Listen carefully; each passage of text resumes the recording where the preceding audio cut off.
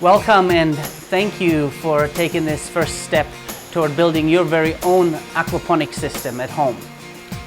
Aquaponics is the marriage of hydroponics and aquaculture, and it really brings out the best in both. It's very sustainable, it is synergistic, and it's also very affordable. You'll find you can use components from around the house to build a system that suits your needs. What we will present you with is a step-by-step guide toward putting the very most basic form together.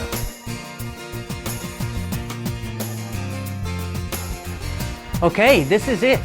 Keep in mind that this aquaponics system is highly customizable, so long as you do follow all the key principles outlined in the manual, specifically with regard to the number of fish you'll be keeping and the biomass you maintain in your grow beds. And you will be fine. You'll have a great experience with your first aquaponics system. So long.